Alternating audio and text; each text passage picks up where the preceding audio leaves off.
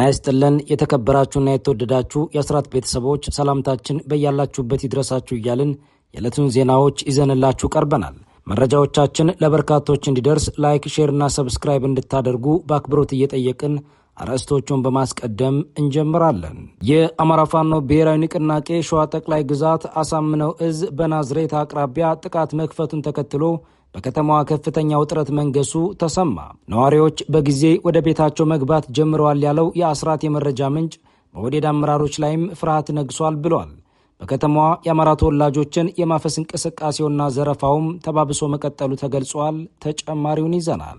በነ ዶክተር ወንደሰን አሰፋ መዝገብ የተከሰሱ የአማራ ፖለቲከኞች በፕላዝማ አንከላከልም በማለት በችሎት ሳይገኙ መቅረታቸው ተሰምቷል። ተከሳሾቹ በአካል ፍርድ ቤት ቀርበው ምስክሮቻቸውን የማሰማት መብታቸው እንዲከበር የጠየቁ ሲሆን የፍርድ ቤቱን ብይን የፖለቲካ ጫና ያለበት ነው ሲሉ ነቅፈውታል። ዝርዝሩን ይዘናል።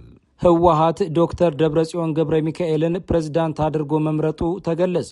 የክልሉ ጊዜያዊ አስተዳደር ፕሬዝዳንት ጀኔራል ታደሰ ወረደ በበኩሉ ለትግራይ ህዝብ አስቸኳይ ጥሪ አቅርቧል። በመቀሌ ከተማም ከፍተኛ ውጥረት የነገሰ ሲሆን ከባድ የፈንጂ ድምጾች መሰማታቸው ተነግሯል። ዝርዝሩ ተሰናድቷል። በሱዳን እየተካሄደ ያለው የእርስ በርስ ጦርነት መልክ ቀይሮ ወደ ቀጠናዊ ቀውስ እያመራ መሆኑ ተገለጸ። በአልቡርሃን የሚመራው የሱዳን ጦር በዋና ከተማው ካርቱም ላይ ለተፈጸመው የድሮን ጥቃት ኢትዮጵያና የተባበሩት አረብ ኤምሬትስን በግልጽ ተጠያቂ በማድረግ በአዲስ አበባ የሚገኘውን አምባሳደሩን ለምክክር መጥራቱ ተሰምቷል። ካርቱም ጥቃቱ የተፈጸመው ከኢትዮጵያ በተነሱ ድሮኖች መሆኑን የሚያረጋግጥ የማይካድ ማስረጃ አለኝ ስትልም ተደምጣለች። 85ኛው የአርበኞች ድል በዓል ሲታሰብ የአማራ ፋኖ ብሔራዊ ንቅናቄ የወቅቱን የሀገሪቱን ሁኔታ ከቀድሞው የፋሽስት ጣሊያን ወረራ ጋር በማነጻጸር ብርቱ መግለጫ አውጥቷል። ሀገሪቱ ያልተነገረ ቅኝ ግዛት ውስጥ ወድቃለች የሚለው የአፋብን መግለጫ ዝርዝር መረጃም ይቀርባል። ታደምጡታላችሁ። እነዚህንና ሌሎች መረጃዎችን ይዘናል። በድጋሚ አብራችሁ እንድትቆዩ እየጠየቅን በቀጥታ ወደ ዝርዝር መረጃዎቹ እናመራለን።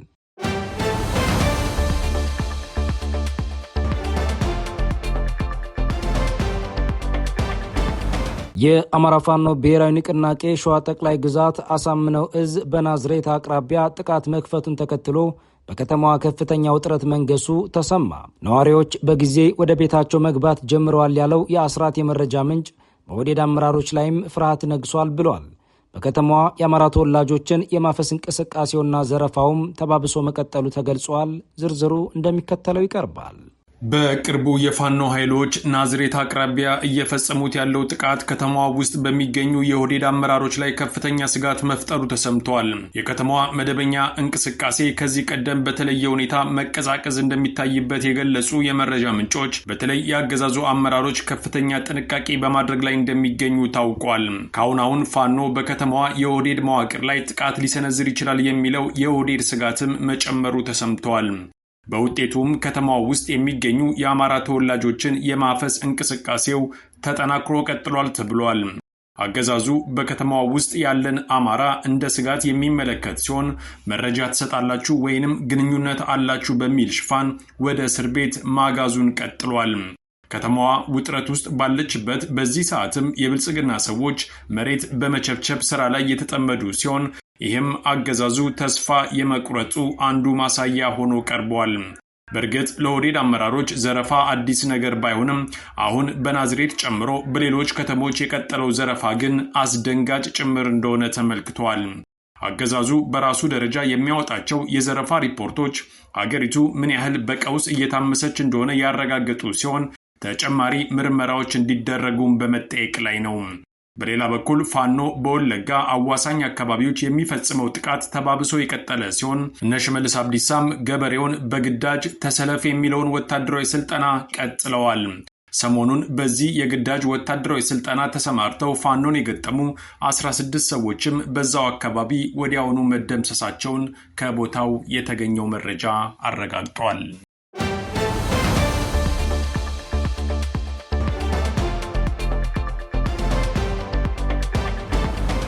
በነ ዶክተር ወንደሰን አሰፋ መዝገብ የተከሰሱ የአማራ ፖለቲከኞች በፕላዝማ አንከላከልም በማለት በችሎት ሳይገኙ መቅረታቸው ተሰማ። ተከሳሾቹ በአካል ፍርድ ቤት ቀርበው ምስክሮቻቸውን የማሰማት መብታቸው እንዲከበር የጠየቁ ሲሆን የፍርድ ቤቱን ብይን የፖለቲካ ጫና ያለበት ነው ሲሉም ነቅፈውታል። በእነ ዶክተር ወንደሰን አሰፋ መዝገብ የተከሰሱ የአማራ ፖለቲከኞችና የህሊና እስረኞች ሚያዝያ 26 ቀን 2018 ዓ.ም የመከላከያ ምስክሮቻቸውን ለማሰማት ቀጠሮ ቢኖራቸውም ፍርድ ቤት ሳይቀርቡ መቅረታቸው ተሰምቷል። ተከሳሾቹ ለችሎት ያልቀረቡት የፍርድ ቤቱን ሂደትና ገለልተኛነት የሚሞግቱ መሰረታዊ ምክንያቶችን በማቅረብ ነውም ተብሏል። የህሊናና የፖለቲካ እስረኞቹ ጦርነቱ ከመጀመሩ በፊት ከመኖሪያ ቤታችን ታፍነን ተይዘን ሳለ በኋላ ላይ ለተከሰተው ጦርነት በቀጥታ ተሳትፋቸዋል ተብሎ ተከላከሉ መባላችን የፖለቲካ ውሳኔ ነው ብለዋል። በተጨማሪም በአካል ቀርበው ራሳቸውን የመከላከል መብታቸው ተነፍጎ በፕላዝማ ቪዲዮ ክሱን ተከላከሉ መባላቸውንም ተቃውመዋል። በተለይ የፌዴራሉ ከፍተኛ ፍርድ ቤት አንደኛ የጸረ ሽብር ችሎት ተከሳሾቹ እንዲከላከሉ የወሰነበትን ዝርዝር የብይን መግለጫ አልሰጥም ማለቱ የመከላከያ ጭብጣችንን እንኳን እንዳንረዳ አድርጎናል ሲሉ ገልጸዋል። ተከሳሾቹ በአካል ፍርድ ቤት መገኘት የምንፈልገው መብታችን ስለሆነ ነው ካሉ በኋላም በአካል ካልቀረብን የደህንነት አካላት ምስክሮቻችንን ያስፈራሩብናል፣ ተገቢውንም ጥያቄ መጠየቅ አንችልም በሚል ስጋታቸውን መግለጻቸውም ታውቋል። የፌዴራሉ ከፍተኛ ፍርድ ቤት አንደኛ የጸረ ሽብር ችሎት ጥር 28 ቀን 2018 ዓ.ም በዋለው ችሎት አቃቤ ሕግ ያቀረባቸው 66 ምስክሮች ተከሳሾቹን አናውቃቸውም ብለው ቢመሰክሩም ተከሳሾቹ በጸረ ሽብር አዋጁ አንቀጽ 3(2) መሰረት ከሚያዝያ 26 እስከ ግንቦት 30 ቀን 2018 ዓ.ም ድረስ እንዲከላከሉ ብይን መሰጠቱ ይታወሳል። ይሁን እንጂ ተከሳሾቹ አጠቃላይ የችሎቱ ሂደት ገለልተኛነት እንደማይታይበት ገልጸው በአገዛዙ ጫና የተወሰነ የፖለቲካ ውሳኔ ነው በማለት በመቃወም ላይ ይገኛሉ።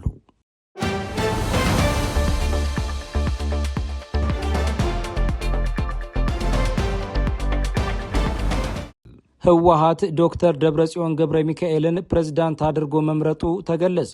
የክልሉ ጊዜያዊ አስተዳደር ፕሬዝዳንት ጀነራል ታደሰ ወረደ በበኩሉ ለትግራይ ህዝብ አስቸኳይ ጥሪ አቅርቧል። በመቀሌ ከተማም ከፍተኛ ውጥረት የነገሰ ሲሆን ከባድ የፈንጂ ድምጾች መሰማታቸው ተነግሯል። ተጨማሪው እንደሚከተለው ይቀርባል። ህወሓት የጊዜያዊ አስተዳደር ፕሬዝዳንት የሆነውን ጀነራል ታደሰ ወረደን ወደ ጎን በማድረግ አዲስ ፕሬዝዳንት መርጧል። ፕሬዝዳንት ተደርጎ የተመረጠው ደግሞ ዶክተር ደብረጽዮን ገብረ ሚካኤል መሆኑ የታወቀ ሲሆን ቃለ መሃላ መፈጸሙ ተረጋግጧል። በዚህ መሃል ትላንት ምሽት በመቀሌ ከተማ ውስጥ ፍንዳታ መሰማቱን የክልሉ ፖሊስ ይፋ አድርጓል። በዚህ ፍንዳታ ስለደረሰው ጉዳት የተባለ ነገር የሌለ ሲሆን ጥቃቱ የተፈጸመው ግን በፕሬዝዳንቱ ጽሕፈት ቤትና በምክር ቤቱ አቅራቢያ እንደሆነ ታውቋል። ይህን ተከትሎም በክልሉ ከፍተኛ ውጥረት የነገሰ ሲሆን ወታደራዊ እንቅስቃሴውም እየበረታ መምጣቱን የዓይን እማኞች ለአስራት አረጋግጠዋል። እነዚሁ የዓይን እማኞች አሁን ጦርነት ይፈነዳል የሚል ከፍተኛ ስጋት ውስጥ መግባታቸውንም አልሸሸጉም። በብልጽግና በኩል ያሉት መረጃዎች እንደሚያሳዩት ደግሞ አብይ አህመድ አሁንም የህወሓትን እንቅስቃሴ በቅርበት እየተከታተለ መሆኑን የሚያሳዩ ናቸው። በተለይ የድሮን ጥቃት የአብይ አህመድ ቀዳሚ እርምጃ ሊሆን ይችላል። መረጃው ቀድሞ ያለው የሚመስለው ህወሓት ከዚህ በኋላ የሚያደርጋቸውን ስብሰባዎችና ቦታና ጊዜ ቀድሞ እንደማያሳውቅ ከውሳኔ ላይ መድረሱም ታውቋል። ይህም ምናልባት አብይ አህመድ በተሰበሰብንበት በድሮን ሊጨርሰን ይችላል ከሚል ስጋት የመነጨ ሳይሆን እንዳልቀረ ተገምተዋል። በዚህ ሁሉ ምስቅልቅል የትግራይ ፖለቲካ ውስጥ በአብይ አህመድ የተሾሙት ጀነራል ታደሰ ወረደ የህወሓትን እርምጃ ክፉኛ ተችተዋል። በክልሉ አንድ ሀሳብ ብቻ ተንጸባርቋል ያሉት ጀነራሉ የሁሉም ወገኖች ድምፅ እንዲሰማ ጥሪ አቅርበዋል። ለትግራይ ህዝብ ባስተላለፉት መልእክትም ክልሉ በማንኛውም ጊዜ ወደ ጦርነት ሊገባ እንደሚችል አስጠንቅቀዋል። ህወሓት ግን ይህንን ጥሪ ለመስማት ፍላጎት ያለው አይመስልም። የጀመረውን እቅድ በሙሉ በተያዘለት የጊዜ ገደብ መፈጸሙን ቀጥሏል። በውጤቱም ከ2013 በኋላ ሁለተኛው ዙር የትግራይ ጦርነት እንዳይቀሰቀስ ተሰግቷል።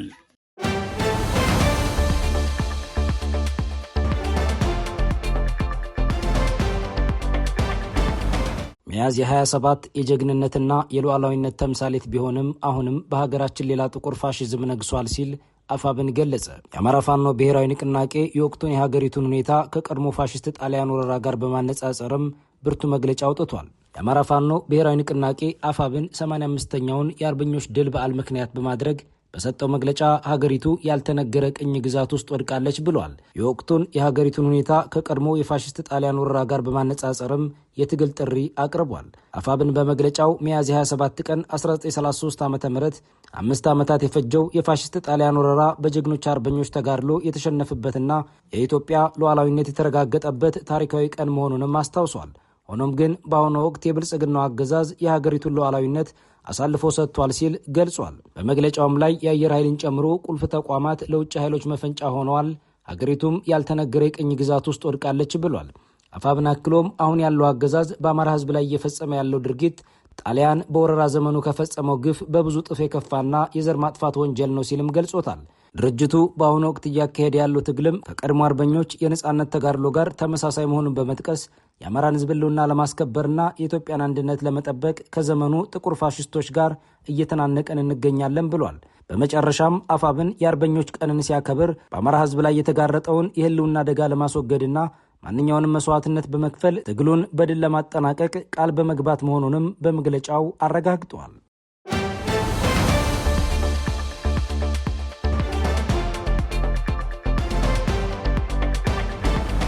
በሱዳን እየተካሄደ ያለው የእርስ በርስ ጦርነት መልክ ቀይሮ ወደ ቀጠናዊ ቀውስ እያመራ መሆኑ ተገለጸ። በአልቡርሃን የሚመራው የሱዳን ጦር በዋና ከተማው ካርቱም ላይ ለተፈጸመው የድሮን ጥቃት ኢትዮጵያንና የተባበሩት አረብ ኤሚሬትስን በግልጽ ተጠያቂ በማድረግ በአዲስ አበባ የሚገኘውን አምባሳደሩን ለምክክር መጥራቱ ተሰምቷል። ካርቱም ጥቃቱ የተፈጸመው ከኢትዮጵያ በበረሩ ድሮኖች መሆኑን የሚያረጋግጥ የማይካድ ማስረጃ አለኝ ስትልም ተደምጣለች። በሱዳን ቀውስ ውስጥ አዲስ የዲፕሎማሲያዊና የወታደራዊ ውጥረት መባባሱን የሚያሳዩ ክስተቶችም ቀጥለዋል። የሱዳን መንግስት በዋና ከተማው ካርቱምና አካባቢዋ በሚገኙ ወታደራዊና ሲቪል ተቋማት ላይ ለተፈጸሙ ተከታታይ የድሮን ጥቃቶች ኢትዮጵያንና የተባበሩት አረብ ኤሚሬትስን በግልጽ ተጠያቂ አድርጓል። ድርጊቱን ተከትሎም ካርቱም በአዲስ አበባ የሚገኘውን አምባሳደሯን ለምክክር ጠርታለች ተብሏል። ጥቃቱን አስመልክቶም የሱዳን የውጭ ጉዳይ ሚኒስተር ሙሁዲን ሳሊምና የወታደራዊ ቃል አቀባይ አሲም አወድ አብድ አልዋሃብ በጋራ በሰጡት ጋዜጣዊ መግለጫ በጥቃቱ የተሳተፉት ሰው አልባ አውሮፕላኖች የተነሱት ከኢትዮጵያ ባህር ዳር አየር ማረፊያ መሆኑን የሚያረጋግጥ ማስረጃ እንዳላቸው አስታውቀዋል። ባለስልጣናቱ በካርቱም አውሮፕላን ማረፊያ ላይ በደረሰው የቦምብ ጥቃትም የተባበሩት አረብ ኤሚሬትስና ኢትዮጵያ ተሳትፎ ማድረጋቸውን በይፋ እናሳውቃለን ሲሉ ገልጸዋል። የሱዳን ወታደራዊ ባለስልጣናት ባቀረቡት ቴክኒካዊ መረጃ መሰረትም ኤስ-88 የሚል መለያ ቁጥር ያለው ድሮን ከኢትዮጵያ ወደ ሱዳን አየር ክልል ሲገባ ክትትል ተደርጎበታል ብለዋል። ይህ ድሮን ቀደም ሲል በብሉ ናይልና ኮርዶፋን አካባቢዎች በተደረጉ ጥቃቶች መሳተፉንና በመጋቢት ወር በኤል ኦብኤድ አካባቢ መውደቁን ወታደራዊ ምንጮቹ አክለው አረጋግጠዋል። የሱዳን ጦር ይህንን ድርጊት የአየር ላይ ወረራ ሲል የፈረጀው ሲሆን በመረጠው ጊዜና ቦታ ምላሽ የመስጠት መብቱ የተጠበቀ መሆኑንም አስታውቋል። የውጭ ጉዳይ ሚኒስተሩ ሳሌም በበኩላቸው ሱዳን ሉዓላዊነቷንና ብሔራዊ ደህንነቷን ለመከላከል ለሁሉም ሁኔታዎች ተዘጋጅታለች ሲሉ አስጠንቅቀዋል። የዚህ ዲፕሎማሲያዊ ውጥረት መገለጫ አድርገውም የሱዳን ባለስልጣናት በአዲስ አበባ የሚገኘውን አምባሳደራቸውን ለምክክር መጥራታቸው ታውቋል። ይህ የሱዳን አዲስ ክስና የዲፕሎማሲ እርምጃም በሁለቱ ጎረቤት ሀገራት መካከል የነበረውን የድንበርና የህዳሴ ግድብ ውጥረቶች ይበልጥ የሚያባብስ መሆኑ የተገለጸ ሲሆን በሱዳን እየተካሄደ ያለው የእርስ በርስ ጦርነት ደግሞ ቀጠናዊ መልክ እየያዘ መምጣቱ ከፍተኛ ስጋት ደቅኗል።